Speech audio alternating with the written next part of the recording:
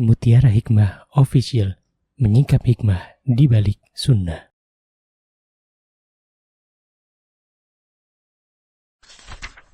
Salurkan donasi terbaik Anda untuk mendukung dakwah Mutiara Hikmah Official. Mari siapkan bekal akhirat kita. Jangan lewatkan kesempatan emas ini.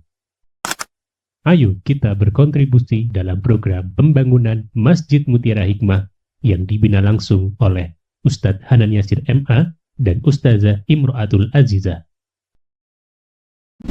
Raih pahala umroh setara haji dalam program Umroh Iktikaf Ramadan di tahun 2026.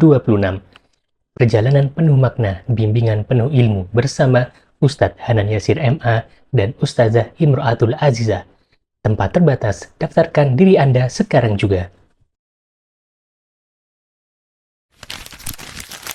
Jangan lewatkan sensasi umroh full faidah plus daurah fikih hijrah di bulan Syawal tahun 2026 bersama Ustadz Hanan Yasir MA dan Ustazah Imro'atul Azizah. Tempat terbatas, daftarkan diri Anda sekarang juga.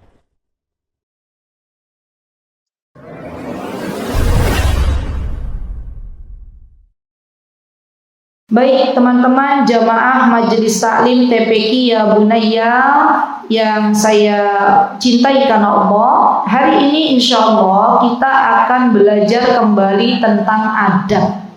Jadi adab ini bagian dari ilmu agama, dan kalau kita mempraktekannya dalam kehidupan sehari-hari maka Allah akan berikan pahala untuk kita, subhanallah. Jadi jangan kita kecilkan adab. Mau adab, wis iso, sudah tahu saya ustazah, tiap hari yo saya pakai pakaian, saya berhias. Ibu-ibu, bisa jadi kemarin kita memakai pakaian asal memakai, tapi ketika Allah berikan ilmu kepada kita, maka kualitas hidup kita menjadi lebih baik di hadapan Allah Subhanahu wa Ta'ala. Jadi di dunia ini ada sesuatu yang mubah, sesuatu yang hukumnya boleh-boleh saja akan bernilai pahala di sisi Allah Subhanahu wa Ta'ala manakala kita niatkan untuk beribadah. Contohnya nopo ustazah tadi, beli baju, pakai baju. Panjenengan kalau beli kerudung ibu-ibu, tapi niatnya beli kerudung biar bisa dilihat sama bestinya. Kan ada tuh zaman sekarang kerudung yang ada serinya bu, ada nomornya. Pernah dengar nggak ada kerudung ada nomornya? Ya kan? Dengan motif ini nomor sekian, gitu kan? Motif ini nomor sekian. Ada nggak orang beli kerudung dengan nomor-nomor itu? Ya. Kemudian dia niatnya biar aku iso ganti statusnya dengan kerudung yang berganti-ganti. Wonten apa mboten? Wonten. Maka kalau pengen dilihat oleh orang lain, dia membeli kerudung niatnya seperti itu, maka tidak menjadi ibadah di hadapan Allah Subhanahu wa Ta'ala. Ya, jadi itu harus kita benar-benar kita perhatikan. Panjenengan beli baju diniatkan untuk menutup aurat, dan menutup aurat ini bagian dari kewajiban yang Allah Subhanahu wa Ta'ala perintahkan, maka setiap kali kita pakai baju kita dapat pahala. Panjenengan beli kaos kaki bu, kaos kaki ya, kaos kaki untuk apa ibu-ibu? Untuk menutup kaki. Imam Syafi'i rahimahullahu ta'ala, imamnya kita semuanya, saya madhabnya Syafi'i, panjenengan ibu-ibu madhabnya Syafi'i. Orang-orang yang ada di Yaman, dulu kami belajar di Yaman, itu rata-rata madhabnya Syafi'i, sama dengan orang Indonesia. Yaman, Mesir itu sama ya. Dan Imam Syafi'i berkata bahwa aurat wanita itu adalah semua bagian tubuh kecuali muka dan telapak tangan. Ya gitu ya. Berarti kaki menikah aurat apa mboten? Aurat. Kalau aurat berarti harus ditutup. Nah, ketika panjenengan beli kaos kaki untuk nutup aurat kaki, maka Allah sudah menghitung ketika kita mengeluarkan uang untuk beli kaos kaki ini, kita sudah dihitung menginfakkan harta kita di jalan Allah. Panjenengan keluar pakai kaos kaki sejam, 2 jam, 3 jam jemput anak, ya misalnya. Selama 3 jam itu Allah tulis saldo pahalanya naik di akhirat. Bu, kadang kita nih ya, kalau masalah pahala itu kadang kita nggak berebut. Kenapa? Karena belum kelihatan. Gimana? Coba. Kalau Pak Lurah, ya misalnya ya Pak Lurah, nopo dikit daerah mana? Tirto Nirmolo, Masya Allah.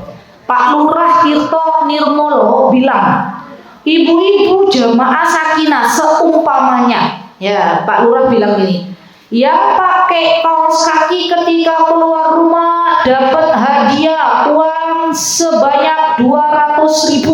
Oh, kira-kira banyak nggak yang pakai kaos kaki, Bu? Banyak. Subuh udah antri depan rumah Pak Lurah. Loh, buat apa? Buat ngambil amplop, ya karena udah pakai kaos kaki. Ya, dengan iming-iming uang 200.000. Pahala di sisi Allah itu lebih banyak daripada uang 200.000 ini. Dan orang yang beruntung adalah orang-orang yang ketika di akhirat melihat pahalanya banyak. Maka dari itu jangan kita kecilkan ketika kita memakai kaos kaki. Jangan remehkan. Gak usah lah, gak usah pakai kaos kaki. Pakai kaos kaki aku orang sakit kok. Kan orang pakai kaos kaki lek kedinginan, gitu ya Bu ya. Lek apa Bu? Kalau keademan, keasrepan baru pakai kaos kaki. Bu, kaki ini tuh dari Allah. Allah itu sayang sama kita sampai detik ini. Allah masih berikan kepada kita kaki. Ada saudara-saudara kita di rumah sakit yang kakinya sudah diamputasi. Apakah kita mau Allah menegur kita nggak pakai kaos kaki harus diamputasi dulu? Kan nggak mau. Maka dari itu tanda syukur kita kepada Allah adalah tutup kaki kita, gitu ya, tutup kepala kita, tutup badan kita. Dan ini merupakan bentuk rasa syukur kita kepada Allah. Ya, Masya Allah. Baik, jadi sekali lagi bahwa di dalam adab-adab berpakaian, di antara yang perlu kita sadari adalah kita mensyukuri terlebih dahulu nikmat yang Allah berikan kepada kita berupa pakaian untuk menutup aurat. Baik. Kemudian Syekh mengatakan bahwa di sini poin pertama adalah wajibnya menutup aurat. Allah Subhanahu wa taala berfirman dalam surah Al-A'raf, silakan dibuka ibu-ibu ayat 26 sampai 27. Apa yang Allah firmankan? Saya bacakan. A'udzu billahi minasyaitonir rajim. Bismillahirrahmanirrahim. Ya bani Adam qad anzalna 'alaikum libasan yuwari sawatikum wa risha wa libasut taqwa dzalika khair. Dzalika min ayatillahi la'allahum yadhakkarun. Ya bani Adam la yaftinannakum asy-syaitan kama akhraja abawaykum minal jannah yanzi'u anhuma libasahuma liyuriyahuma sawatihima innahu yarakum huwa wa qabiluhu min haitsu la tarawnahum inna ja'alna asy-syayatina awliya'a lilladzina la yu'minun. Baik, apa kata Allah ibu-ibu di sini? Yuk kita pelajari yuk. Bismillah. Hai anak Adam, kata Allah, sesungguhnya kami telah menurunkan pakaian untuk menutupi auratmu, dan pakaian indah untuk perhiasan. Dan pakaian takwa itulah yang baik. Jadi pakaian itu ada dua, ibu-ibu. Ada pakaian yang dohirnya pakaian untuk menutupi badan kita. Ada pakaian yang bentuknya tidak kelihatan, yaitu pakaian takwa. Ya, pakaian takwa itu untuk apa, Ustazah? Agar Allah menjadikan hati kita lebih bersih. Ya, jadi pakaian takwa itu kata Allah lebih indah. Ya. Yang demikian itu adalah sebagian dari tanda-tanda kekuasaan Allah. Mudah-mudahan mereka selalu ingat. Kemudian Allah berfirman di ayat selanjutnya, di ayat ke-26 dari surat Al-A'raf, "Hai anak Adam, janganlah sekali-kali kamu ditipu oleh syaitan, sebagaimana dia telah mengeluarkan kedua ibu bapakmu, yaitu Nabi Adam alaihissalam dan istri beliau." Mengeluarkan dari mana, ibu-ibu? Dari surga. Dia menanggalkan pakaian dari keduanya untuk memperlihatkan kepada keduanya auratnya. Sesungguhnya dia dan pengikut-pengikutnya melihatmu dari suatu tempat yang kamu tidak bisa melihat mereka. Sesungguhnya kami telah menjadikan setan-setan itu pemimpin-pemimpin bagi orang-orang yang tidak beriman. Lihat, Bu, setan ini punya tugas. Tugasnya pun apa, Bu? Menjadikan manusia biar membuka aurat. Saya tanya, zaman sekarang ada nggak model baju ya di mana seorang muslimah pakai kerudung, pakai celana kulot, tapi nuwun sewu bajunya di atas pusar. Wonten apa mboten? Kata, bukan wonten lagi kata. Jadi kalau saya pas ke arah utara, kayaknya kalau daerah Bantul kan belum banyak kampus ya, daerah Seturan, itu tuh saya seringkali melihat ibu-ibu, subhanallah, pemandangan para wanita pakai jilbab, berarti kan muslimah, nggih mboten? Tapi nuwun sewu, bajuna niku ngepas pakai banget. Mungkin kalau dia jongkok, maka aurat belakangnya tuh kelihatan. Nah, jadi baju-bajunya tuh sebenarnya itu belum pas gitu. Harusnya ukurannya L, ambilnya XS ya, atau S gitu ya. Nah itu kan kalau jongkok gini aja kelihatan. Dan itu subhanallah menjadi baju favorit anak-anak muda zaman sekarang. Ibu pernah lihat ada pakai baju pendek ya, dan subhanallah lengannya itu setengah. Gitu kan ya, pernah lihat ya, yang setengahnya kelihatan, padahal atasnya pakai jilbab. Kan yang diwajibkan di sini menutup aurat adalah orang-orang beriman.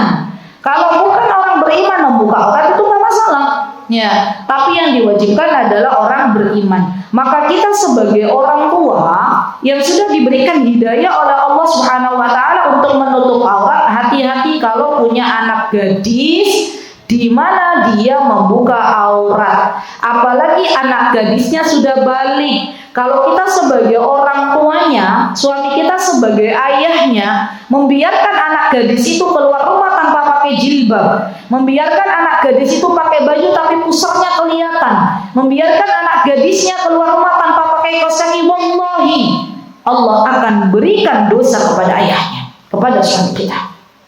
Maka ingatkan suami kita, beb, cin, gitu ya. Anak gadis kita mau keluar rumah, tapi nuwun sewu, itu lihat pakaian yang dipakai, pusarnya kelihatan. Miris, mbok yo jenengan nasehatin.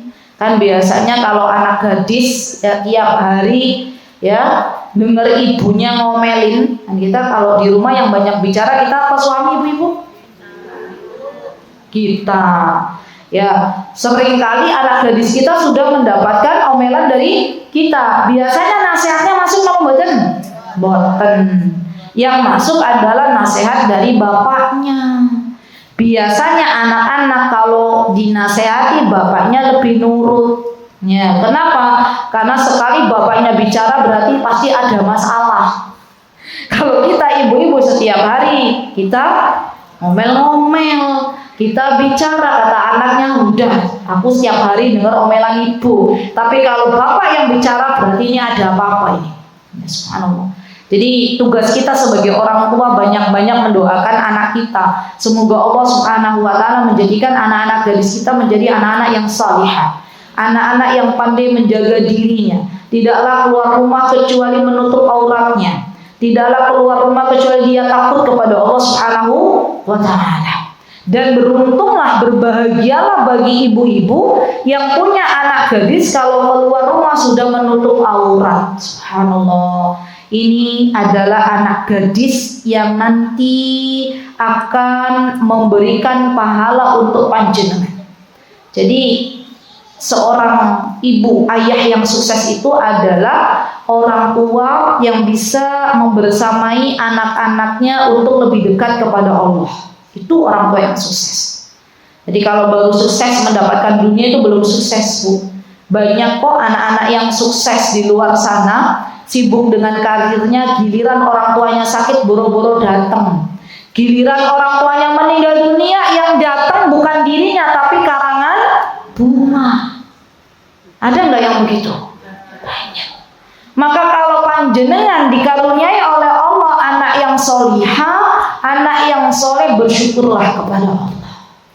Zaman sekarang, Bu, ya ada anak laki-laki pakai celana tapi bagian lututnya itu disobek-sobek, ya, disobek-sobek.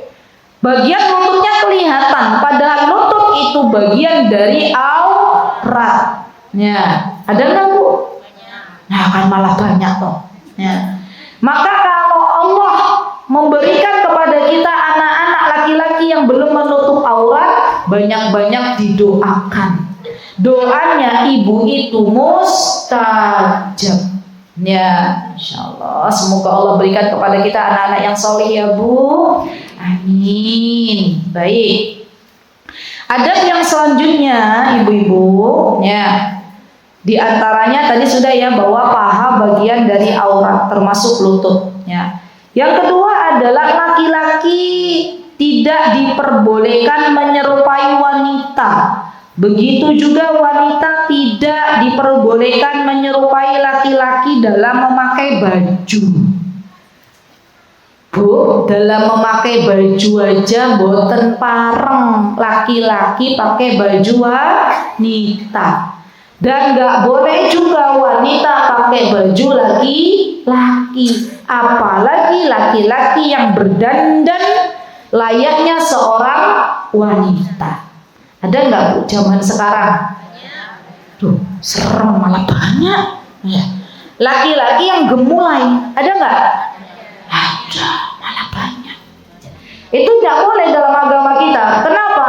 Karena setiap orang itu punya fitrahnya masing-masing. Laki-laki punya fitrah masing-masing, perempuan punya fitrah masing-masing. Dan tidak boleh, tolong dicatat ibu-ibu, karena kemarin tuh ada jamaah cerita ke saya. Beliau pengen punya anak laki-laki tapi Allah kasih anak perempuan. Ya. Dan beliau belum bisa menerima anak perempuan itu. Akhirnya beliau memakaikan baju anak perempuan ini dari kecil, baju laki-laki. Dari kecil. Karena pengen punyanya anak laki-laki. Sampai akhirnya anak perempuannya tumbuh menjadi perempuan yang beranjak dewasa, yang ada dia tomboy. Tidak mau pakai rok katanya. Maunya pakai celana. Ya, ibu itu sadar bahwa ini kesalahan saya, Ustazah. Dulu saya tidak pernah mendidik anak perempuanku untuk memakai rok. Ya. Dan sekarang dia mau pakainya celana seperti laki-laki, mau pakainya kaos. Subhanallah. Maka kita ini sebagai orang tua turut andil dalam membersamai anak-anak dengan masalah pakaian. Kalau kita punya anak perempuan, pakaikanlah pakaian yang itu selaras dengan fitrahnya. Kalau kita punya anak laki-laki, pakaianlah atau pakaikanlah pakaian yang selaras dengan fitrahnya. Tidak usah dibolak-balik. Ya, kenapa? Karena kalau wanita dia pakai baju laki-laki, lama-kelamaan sifatnya jadi kelaki-lakian. Sebaliknya kalau laki-laki pakai baju perempuan, maka karakternya atau sifatnya jadi gemulai. Bu, zaman sekarang tuh banyak anak laki-laki gemulai karena banyak nonton drakor. Tahu drakor, Bu? Nopo drakor? Ibu-ibu sini kok ya update. Apa jangan-jangan nonton juga ya? Nggak, alhamdulillah. Drakor itu di sana laki-lakinya gemulai apa laki-laki banget? Nggak tahu. Gemulai katanya, saya juga alhamdulillah nggak nonton nih. Jadi memang subhanallah banyak sekali anak-anak muda sekarang yang kiblatnya itu arahnya tuh ke sana. Subhanallah. Maka dari itu ibu-ibu yang saya cintai karena Allah, kita harus benar-benar memperhatikan pakaian yang kita pakai, apakah sesuai dengan fitrah kita atau tidak. Begitu pula jangan kita biarkan anak-anak kita memakai pakaian yang berlawanan dengan fitrahnya. Karena kalau sampai kayak tadi ibu itu pengen anaknya pakai rok, tapi dari kecil sudah dibiasakan pakai baju laki-laki, kalau tidak dibiasakan dari kecil ya, maka ini akan menjadi susah. Ya. Pendidikan karakter itu dimulai sejak dini. Dari berpakaian itu sudah kita terapkan masing-masing gendernya. Oh, dia laki-laki pakaikan pakaian laki-laki. Oh, dia perempuan pakaikan pakaian perempuan. Ya. Dan subhanallah teman-teman, ya.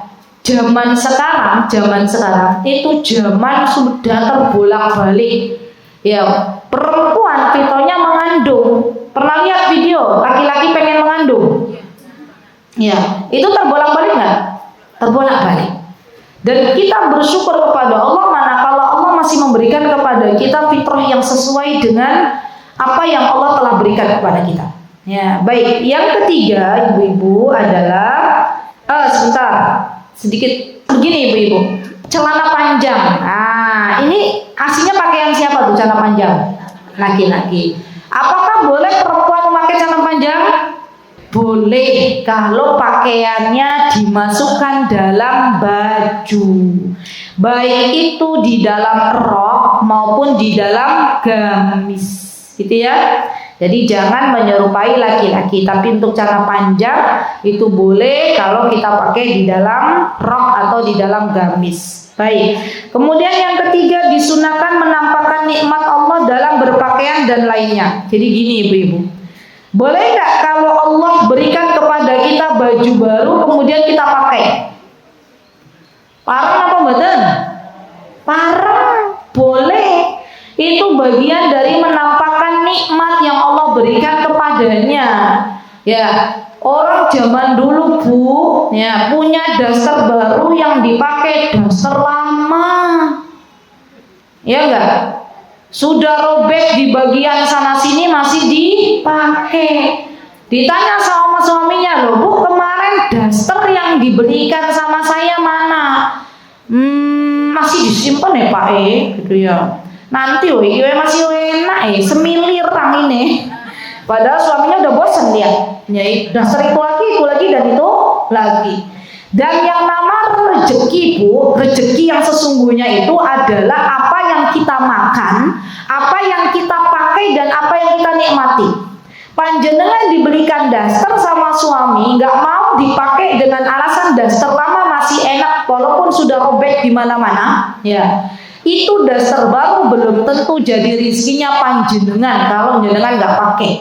Ya, bisa jadi rizkinya anak kita karena kita meninggal dunia. Betul, orang-orang zaman dulu tuh masya Allah hematnya super hemat. Saking hematnya apa-apa disimpan. Lek dikasih ke orang malah alhamdulillah iki disimpan. Kalau sudah disimpan Bu, berarti kan tidak bermanfaat, tidak digunakan. Ya bisa jadi itu bukan rezeki kita. Kenapa? Karena rezeki yang sesungguhnya adalah apa yang kita pakai, apa yang kita gunakan, apa yang kita makan. Itu rezeki kita sesungguhnya. Yang kita simpan itu belum tentu jadi rezeki kita. Bisa jadi rezekinya anak keturunan kita.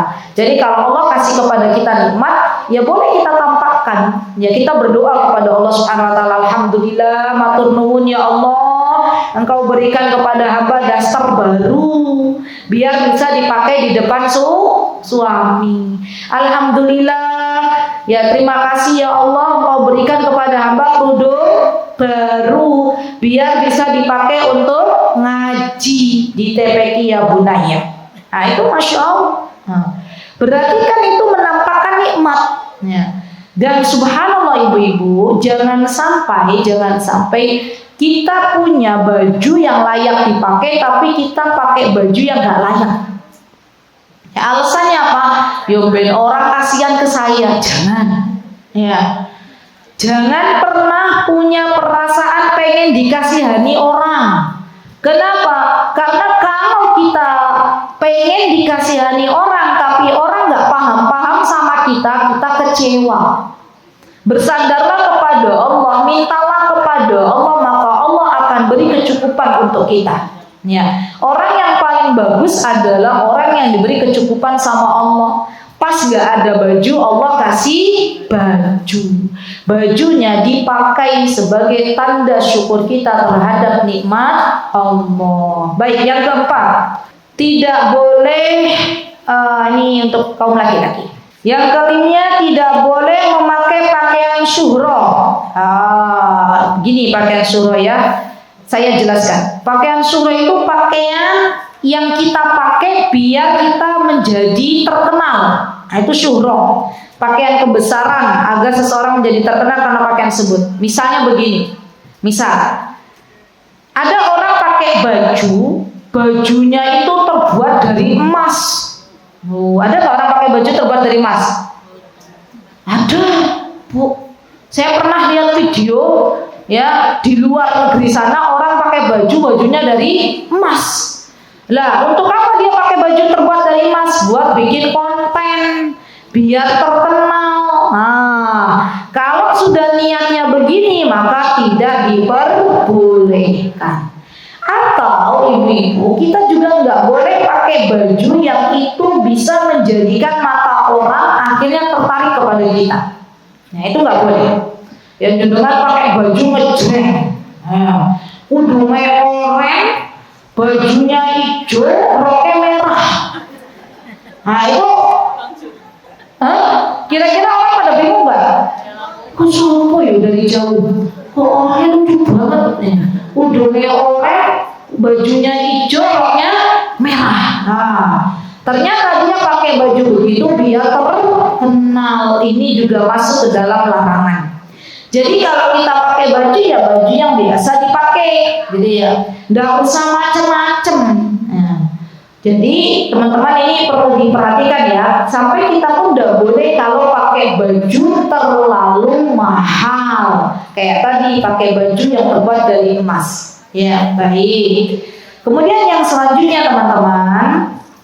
Nah ini Rasulullah sampai beliau mengatakan bahwa barang siapa yang memakai pakaian syuhro di dunia, maka Allah memakaikan pakaian kehinaan kepadanya pada hari kiamat. Nah, pakaian syuhro ini biasanya dipakai ya untuk menyombongkan diri. Makanya kenapa orang-orang yang memakai pakaian syuhro ini Allah hinakan? Karena Allah tidak suka dengan kesombongan. Maka dari itu Allah kasih kehinaan bagi dia di akhirat. Baik. Kemudian tidak diperbolehkan, ini laki-laki juga ya. Laki-laki disunahkan memendekkan pakaian dan wanita memanjangkannya. Oh ya, ini saya jelaskan sedikit. Gini ibu-ibu, begini. Rasulullah SAW, Rasulullah itu siapanya kita, Bu? Panutannya kita, kekasihnya kita, ya Habibi, gitu kan ya? Ya Habibullah, gitu kan ya? Kan ibu-ibu kalau pas ini bulan apa? Bulan Mulud, ya. Ini Mulud bukan? Udah selesai Muludnya ya? Rabiul Akhir. Itu kan kita ketika kita berkata, ya Rasulullah, ya Habibi, wahai kekasihku, gitu kan ya? Berarti kalau dalam hal ini kita memberikan kesaksian bahwa Rasulullah adalah kekasih kita, harusnya kita membuktikan bahwa kita mencintai apa-apa yang dipakai oleh beliau. Dan pakaiannya Rasulullah, Bu, izin saya menyampaikan, beliau tidaklah memakai sarung, tidaklah memakai baju gamis, kecuali beliau memakainya di atas mata kaki. Jadi pakaian Rasulullah itu di atas mata kaki. Kalau ada orang zaman sekarang laki-laki pakai celana, pakai sarungnya di atas mata kaki, itu bukan teroris, tapi itu sedang menjalankan apa yang Rasulullah contohkan. Dan hati-hati dengan lisan-lisan kita. Kalau kita berkata bahwa orang yang pakai celana di atas mata kaki itu teroris, berarti secara tidak langsung kita mengatakan Rasulullah teroris. Karena Rasulullah pakai pakaian seperti itu.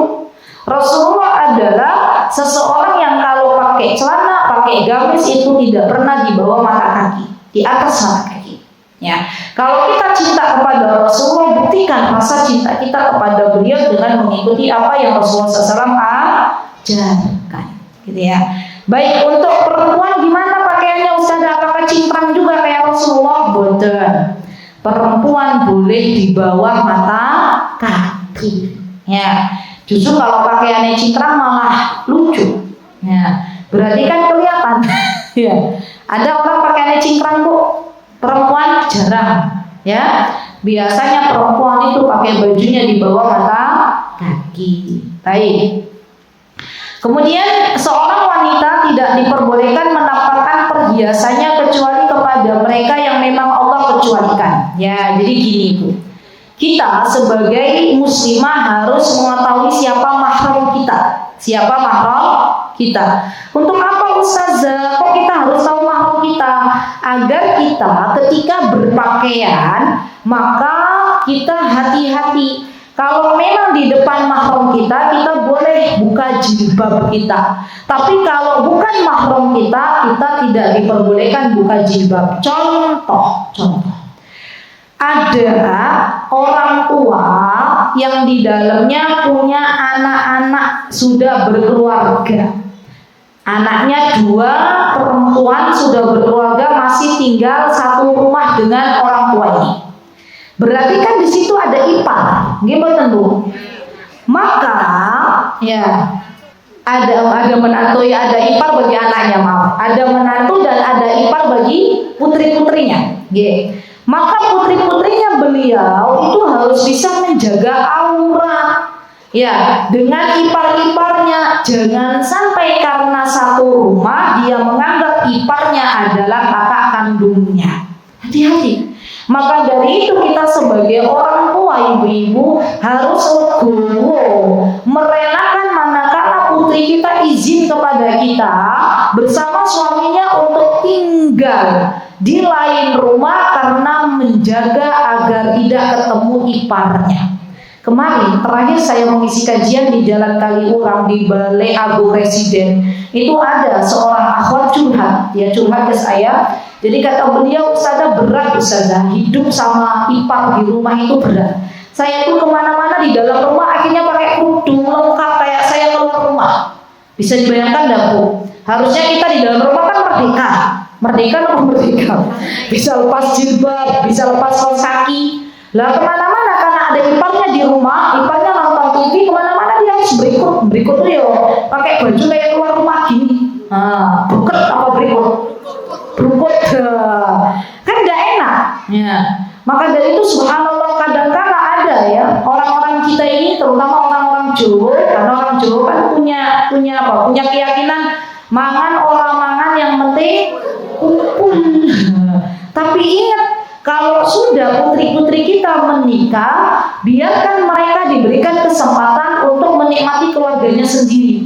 Jangan sampai kita memaksa putri-putri kita untuk tinggal satu rumah, padahal di situ putri kita menemui ipar-iparnya. Karena ipar itu bukan mahram untuk putri kita, gitu kan ya? Jadi ini harus benar-benar kita perhatikan. Ya, ipar bukan mahram. Sepupu mahram apa mboten? Mboten. Ponaan mahram apa mboten? Mahram. Pak D mahram apa mboten? Mahram. Pak Lek mahram apa mboten? Mahram. Bapak mertua mahram apa mboten? Mahram. Ya, sudah paham.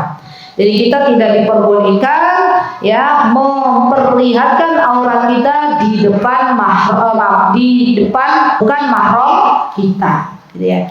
Baik, kemudian di sini teman-teman kita kita juga tidak boleh sebagai wanita muslimah memakai pakaian yang bersalib. Itu nggak boleh. Hati-hati ya Bu ya.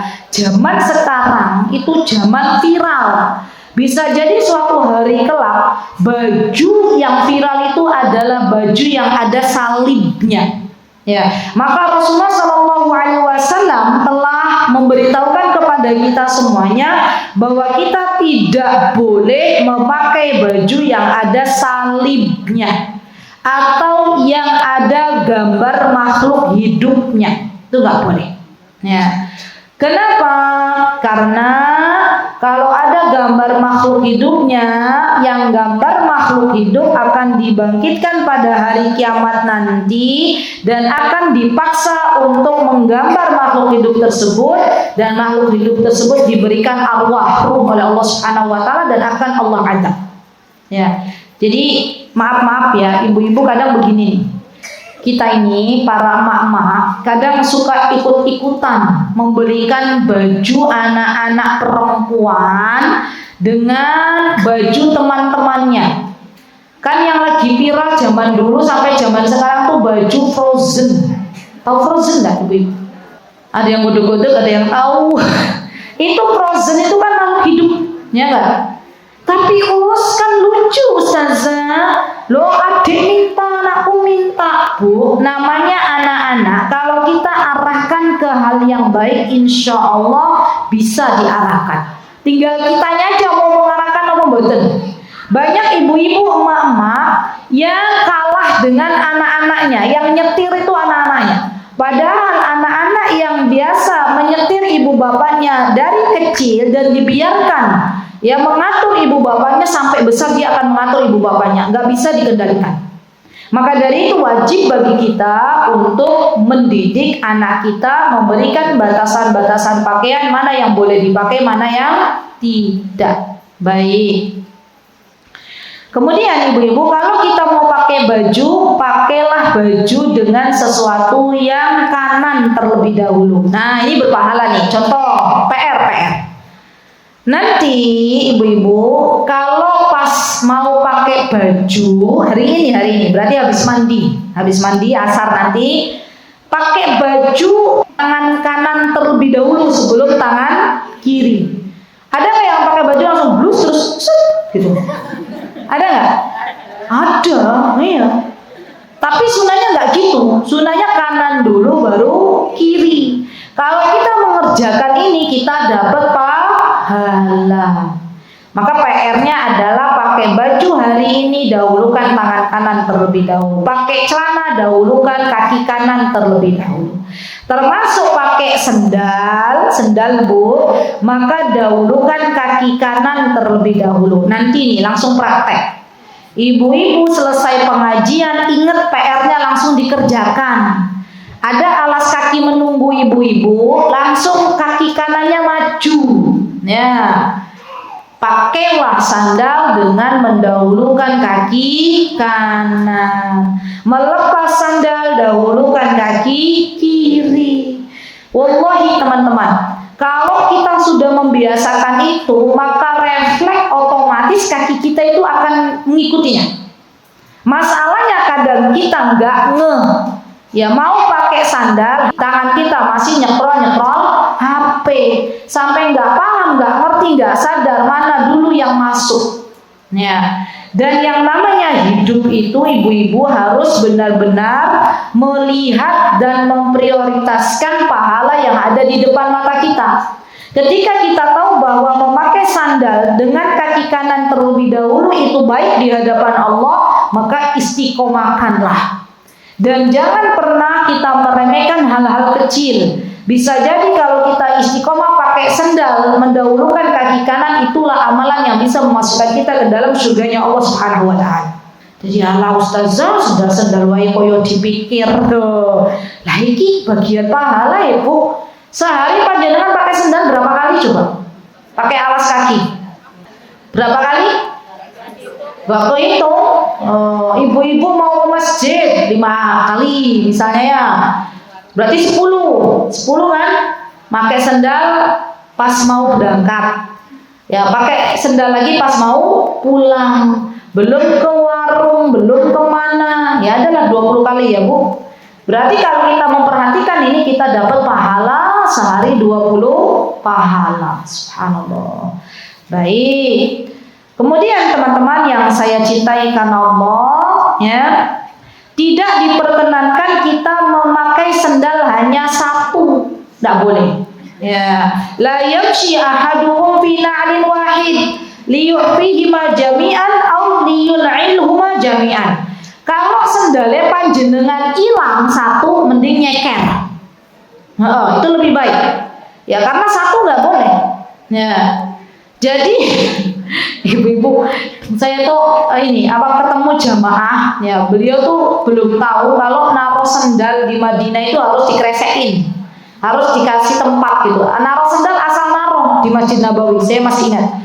Pas saya pulang saya ketemu sama jamaah ibu-ibu, ya, Bu, sendalnya pundi? Oh, tadi taruh sini ya Ustazah, kemana yo? Tak bantu carikan ke Yorauno, gitu ya. Ketemu satu. Ya, satu sendalnya terserak di lantai, mungkin tak ketendang kemana gitu ya, jatuh. Terus namanya banyak jamaah ya masuk, satunya nggak ketemu, udah dicari muter-muter. Saya bilang ya udah Bu, taruh aja dulu di sini satunya. Panjenengan pakai sendal saya, nggak apa-apa saya pulang nyeker. Loh, hotelnya juga deket ya. Alhamdulillah besoknya dia kembalikan sendal saya. Saya bilang, loh panjenengan sendalnya pundi? Udah ketemu, ada yang mengembalikan. Masya Allah, jarang-jarang loh Bu sendal hilang di Masjid Nabawi. Ya subhanallah, ada 2 lagi. Masya Allah, berarti masih rezekinya beliau. Masya Allah. Dan berarti kalau mending hilang sendal di masjid daripada nggak kelihatan sendalnya di masjid. Ya, terutama bagi kaum laki-laki. Makanya kalau misalnya sendal kita putus satu, lebih baik tidak kita pakai semuanya. Ya, jadi nyeker apa Bu? Nyeker itu juga bagus buat kesehatan. Karena ada aliran listrik di kaki kita dan nyambung ke bumi. Masya Allah. Kemarin tuh kami konsul ke salah satu dokter Bu. Di antara terapi kami tuh nyeker. Tapi yo saya kesini pakai sepatu. Yo maksud yo nyeker. Nyekernya di mana? Di rumah. Ya, jadi di belakang rumah kami ada rumput-rumput, itu saya nyeker. Ya, dan itu bagian dari terapi ternyata. Mau tak jadikan PR, ibu nyeker gitu. Jadi nyeker itu bagus gitu ya, nggak pakai alas kaki. Ya. Tapi yo jangan pas pengajian nyeker. Nanti Bu Yosi bilang, Uni Yosi bilang, kemana Bu sendalnya kayak nyeker? Lagi ngerjain PR. Ya, jadi tetap pakai sendal, pakai alas kaki. Baik. Kemudian yang ke-12, ini yang ke-11 tadi ya, sunnah ketika memakai sendal. Yang ke-12 adalah doa yang diucapkan ketika memakai sesuatu yang baru. Panjenengan nih lek punya baju baru, tanda syukurnya kepada Allah berdoa. Doanya pripun Bu? Doanya begini. Ntar yang paling mudah aja ya, ada A, B, B. Yang paling biasanya kan ibu-ibu maunya yang paling pendek ya. Sebentar. Ini aja nomor 2 nih yang B yang pendek. Yuk kita baca bareng-bareng, saya dulu. Alhamdulillahilladzi. Ibu-ibu baca. Alhamdulillahilladzi kasani hadas sauba. Kasani hadas sauba. Wa razaqanihi. Min ghairi haulin minni wala quwwatin. Baik, apa artinya? Segala puji bagi Allah yang telah memakaikan pakaian ini kepadaku dan telah merizkikannya kepadaku tanpa adanya usaha dariku dan tidak pula kekuatan. Ibu-ibu yang saya cintai karena Allah, doa ini juga bisa dipakai manakala panjenengan pakai baju biasa. Gitu ya. Jadi bisa dibaca ketika panjenengan pakai baju baru atau pakai baju pas lagi pakai baju biasa. Baik. Atau ibu-ibu ada juga doanya begini. Doanya ya, di antaranya ilbas jadidan wa'ish hamidan wa mut syahidan. Nah, kalau ini khusus baju baru. Ya, ilbas jadidan wa ish hamidan wa mut syahidan. Ya, kalau yang awal tadi boleh ketika pakai baju baru, boleh juga ketika pakai baju biasa. Baik. Kemudian ini untuk kaum laki-laki disunahkan memakai baju putih. Oke. Memakai wangi-wangian ini untuk kaum laki-laki. Perempuan boleh nggak pakai wangi-wangian, Bu? Boleh. Kapan pakai wangi-wangiannya? Di rumah, di depan kakungnya. Ya, kalau pakai parfum di depan tukang sayur nanti tukang sayurnya tergoda. Ya, jadi bolehnya perempuan pakai parfum ketika kita berada di rumah. Beda dengan laki-laki. Laki-laki boleh memakai parfum ketika keluar rumah. Ya. Dan sunnahnya parfum perempuan itu baunya itu soft. Baunya soft, warnanya hitam gelap, nah, pekat. Kalau parfumnya laki-laki baunya menyengat, ya kayak minyak nyong-nyong, apa jenenge? Apa ya? Yang baunya gitu ya. Ud kalau bahasa Arabnya ud.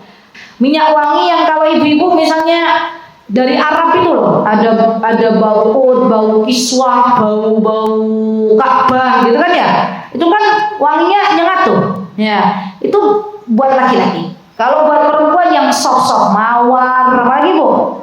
Lavender, sedap malam. Oh, sedap malam ki baunya soft ya? Hah? Vanila, betul. Kembang kantil. Nah, itu baunya apa tuh? Hah? Wanginya nyengat ya? Berarti yang nyengat enggak, yang soft-soft aja. Itu minyak wangi untuk kita, para wanita, gitu ya. Baik. Dan dibolehkannya kita menyisir rambut. Nah, ini nih Bu. Ya, dibolehkannya kita mencukur rambut.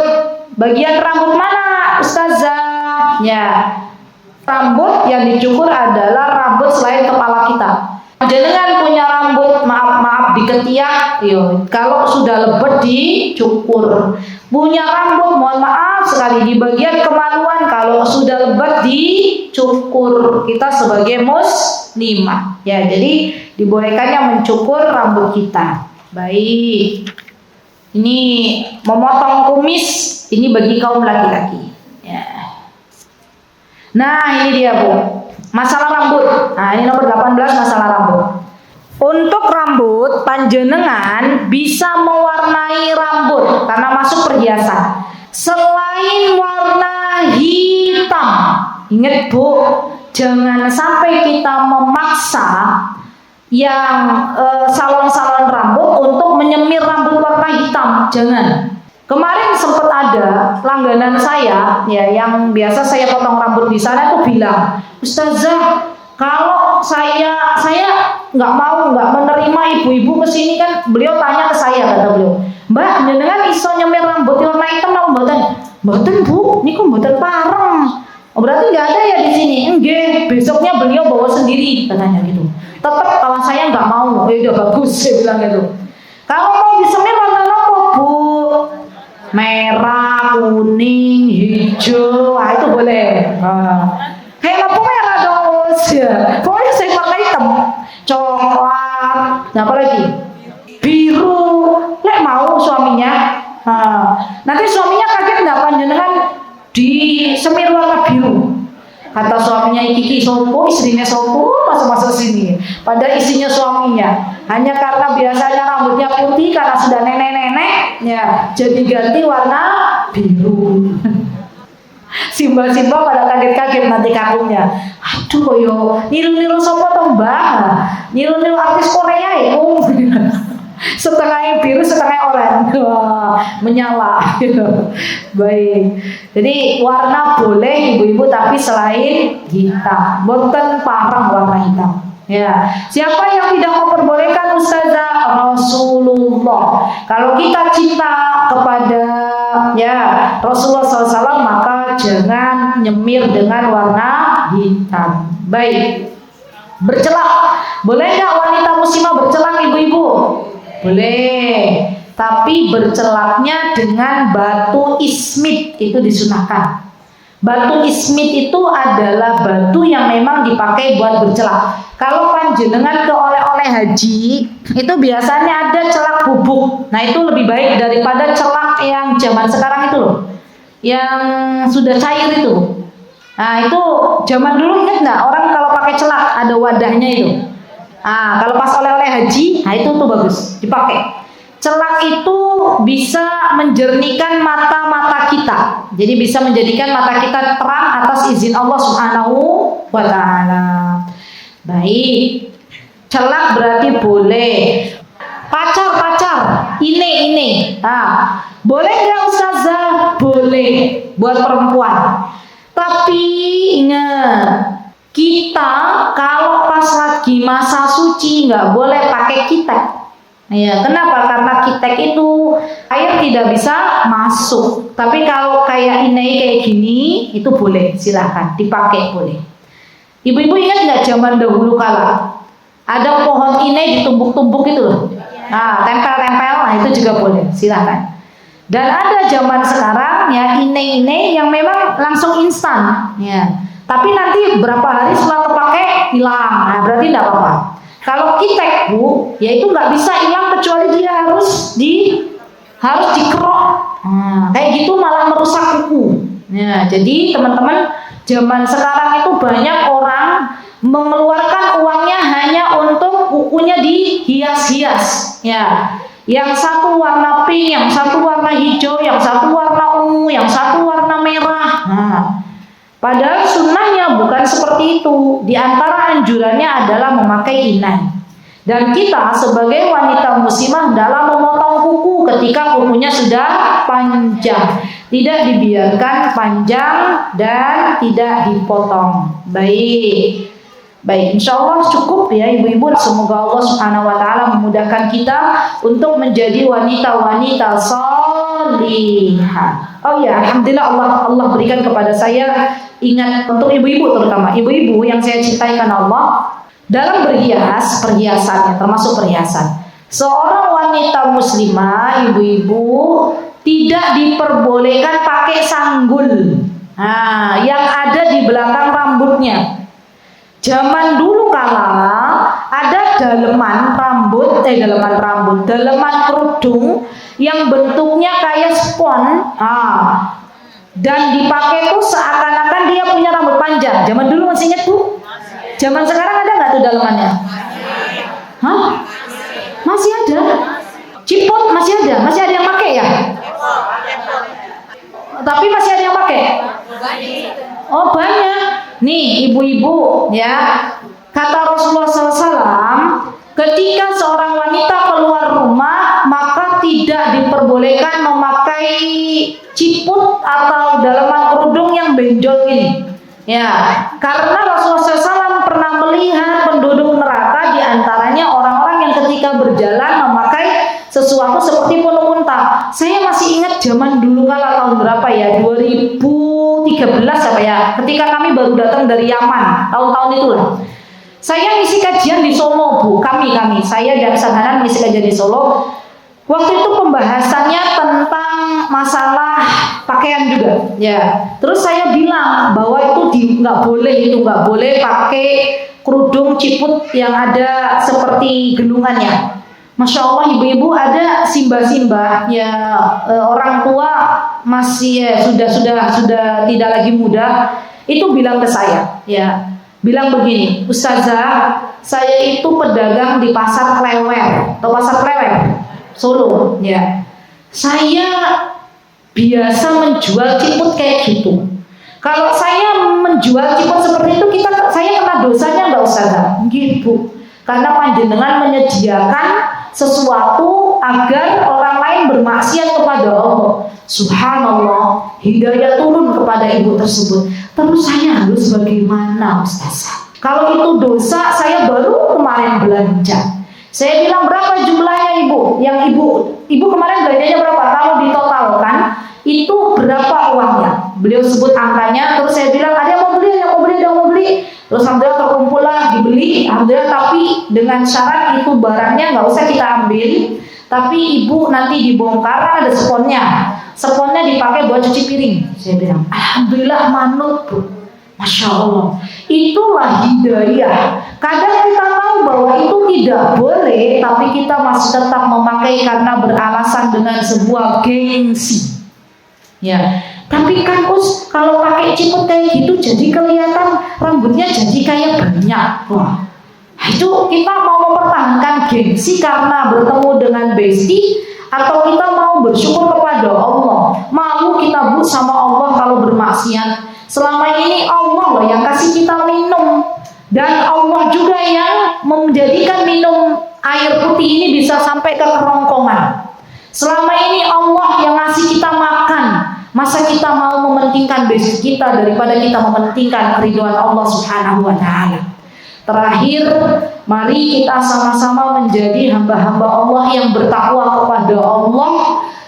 Jadilah hamba-hamba Allah yang tujuan hidupnya untuk mencari ridhonya Allah, bukan mencari ridhonya netizen. Ya, karena kalau yang dicari ridhonya netizen, ya pujiannya netizen, maka sesungguhnya kita takut bahwa amal yang selama ini kita lakukan akan tidak diterima di sisi Allah Subhanahu wa taala.